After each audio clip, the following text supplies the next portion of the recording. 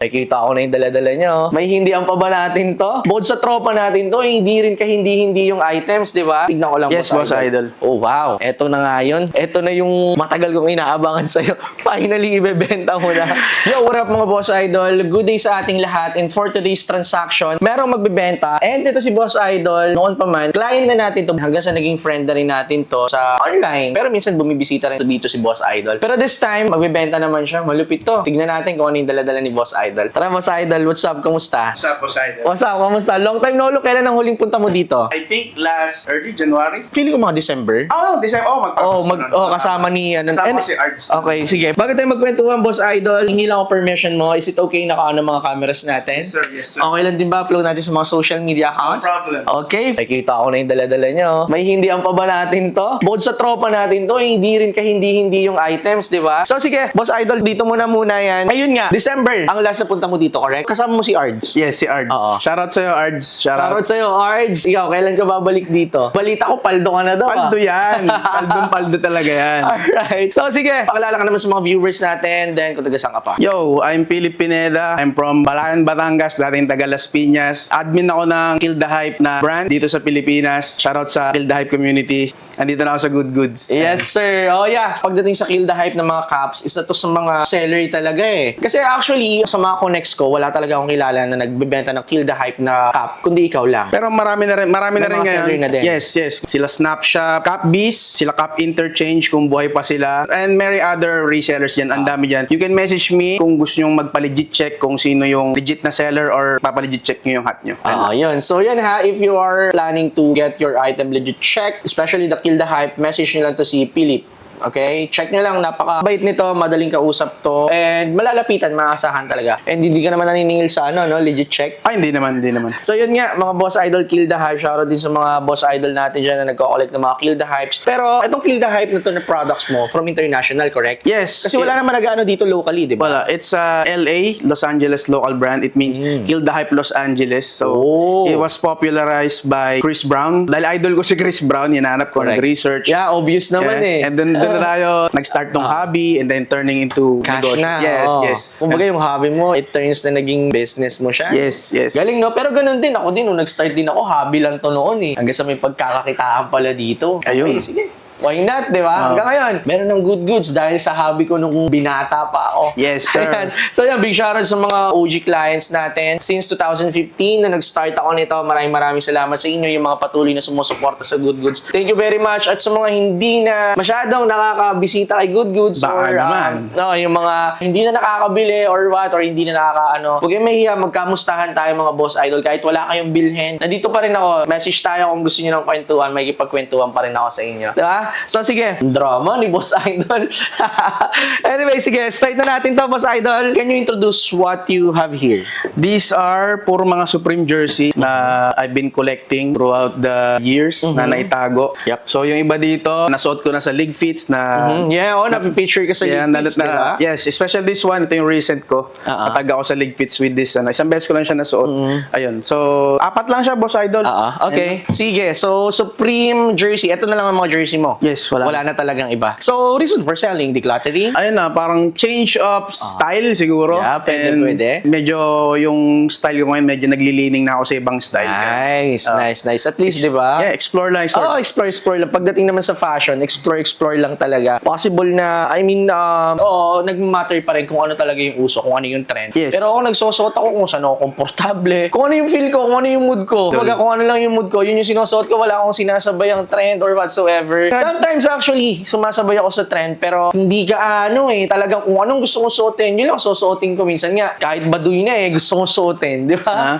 Kahit yung sira-sira na, di ba? Yes, correct. Importante talaga dun yung being yourself ka. Kumbaga yung i-represent mo yung sarili mo, hindi dahil ganito yung brand na suot mo, pogi ka na, hindi ka. Dress to express, not to impress. Para sa akin lang ha. Pero alam ko, marami sa atin ang naniniwala, nagdadamit sila to impress other people. Pero walang mali doon kasi gusto mo lang din syempre syempre iangat yung sarili mo, di ba? Basta kanya-kanya na lang tayo. Pero yun nga, mga boss idol, ang nakakatuwa kasi doon, ang dami ng yung influence ng fashion. Ano na talaga yung fashion dito sa Pilipinas. Yes. Na-adapt na natin yung western culture. Yes. Na-adapt na natin yung fashion nila, yung ibang mga Asian country, Japan, yung kung paano sila manamit doon, na-adapt na rin dito sa Pilipinas. So, ang galing yung mga Pinoy, di ba? They know how to innovate. We all know how to innovate, maka-adapt, di ba, sa fast fashion, mga boss idol. So anyway, napapadami na yung kwento natin. Let's start the transaction. Tignan ko lang, Yes, boss idol. Oh, wow. Eto na nga yun. Eto na yung matagal kong inaabangan sa'yo. Finally, ibebenta mo na.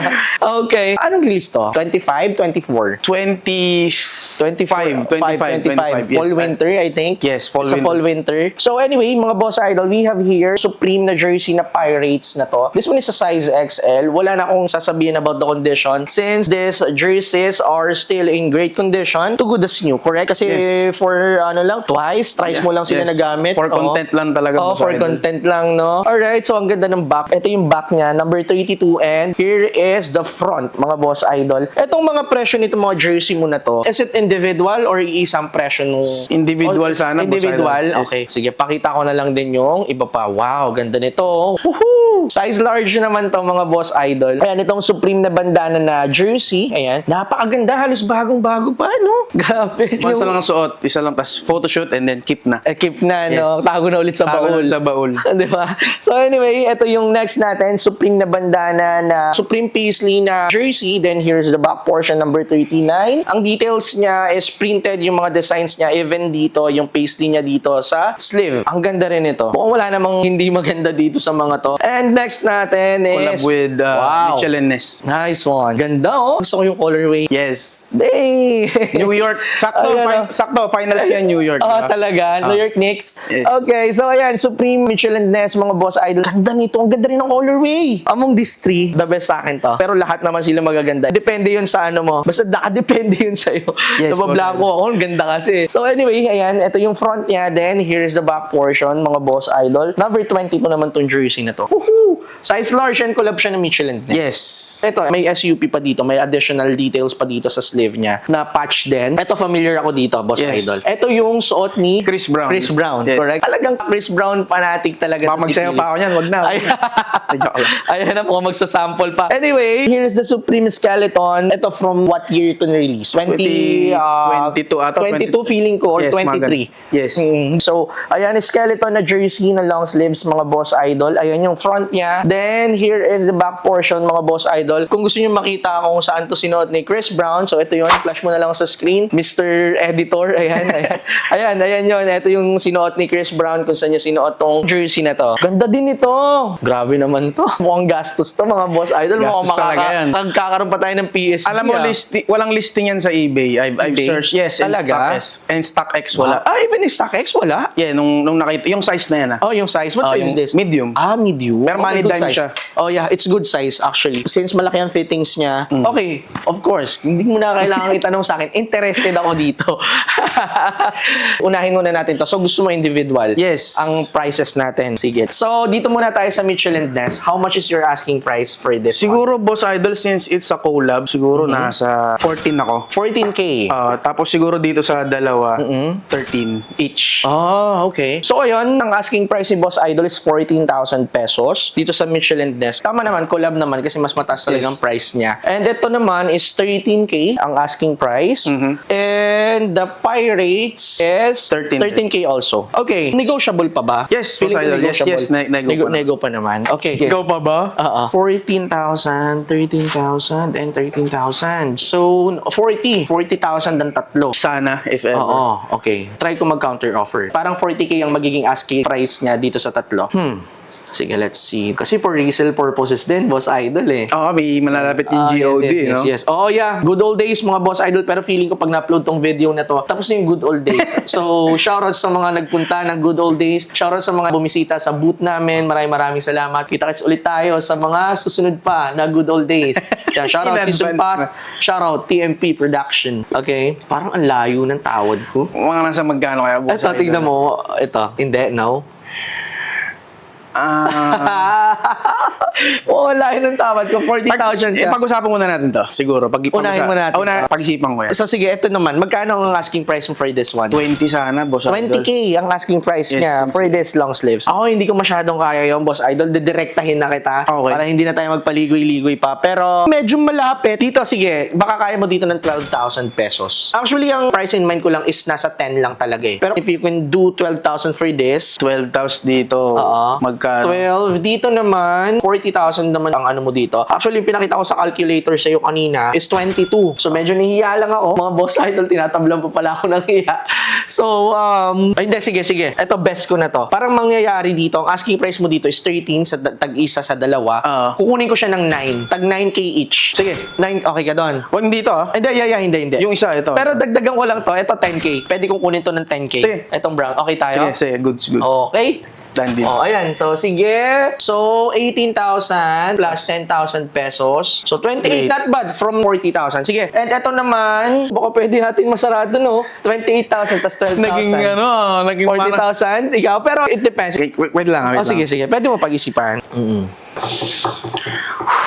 Medyo, ano na kasi tayo, kasi Yes. I'm a big fan ni Chris Brown talaga. Yes, pero correct. I understand. This is adulting talaga. Sige, boss idol. Okay. I'll give it Alright. para saktong ano. Sakto tayo. Sige. So, bale ito. Total amount is 40,000 Yes, pesos. boss idol, yes. Okay, thank you ha. Kasi alam ko talaga, nakita ko to, listed to. Pero yun nga, mataas ka yung asking price mo sa online. Kaya hindi ko pa siya masyadong kinukulit sa'yo. Yes, boss Pero thank idol. you. I appreciate na sa akin mo siya dinala. Kasi alam ko ang dami rin comments dito kung magkano. Nakita ko rin. Sobrang buenas na makakuha nito. Oh, yes.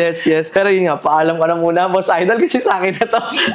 And then, sure ako, marami pa Yes, ka pang magkakaroon pa ng ibang mag-ship mga... lang talaga ako ng style. Correct. Diba? So, yun. We're good, mga boss idol. Nakuha natin yung mga jerseys ng 40,000 pesos. Breakdown natin. The Supreme Mitchell and Ness. We got this for 10,000 pesos. And itong Supreme naman na bandana na jersey, itong paisley naman, we got this for 9,000 pesos. And this Supreme na Pirates na jersey, we got this also for 9,000 pesos. And lastly, itong Supreme na skeleton na to na jersey na sinuot ni Chris Brown, we got this for 12,000 pesos. So, ang total amount is 40,000 pesos. Palakpakan na may kasamang sigawan!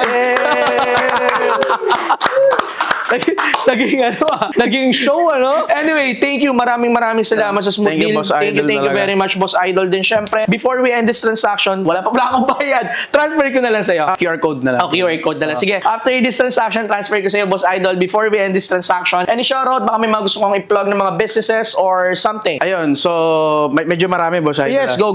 Una-una, shoutout sa asawa ko. Pinayagan mo pumunta dito. Okay, may cash tayo, ha? Goods tayo. Ayun, tapos sa Big B Customs for mga custom hats like yung mga sinusot nila Kevin Kiambao, nila Jalen Johnson. You can message B Customs. And then, lastly, sa Kill the Hype community, shoutout sa inyo. Salamat. Wala yung community na to kung di dahil sa inyo. So, happy collecting. Yun lang, boss idol. Ayun, no? Grabe naman. Ang ganda ng mga shoutout ni Boss Idol. Yan. Shoutout sa mga shoutout ni Boss Idol. Siyempre, sa Kill the Hype community. Galing, isa ka sa naging leader ng Kill the Hype Yes. sa Pinas, ano? Galing. I'm an admin ngayon, Oh, currently. wow. Nice, no? So, sana maging okay palalo yung community, mas maging healthy pa, mas maging paldo lahat ng mga member dyan.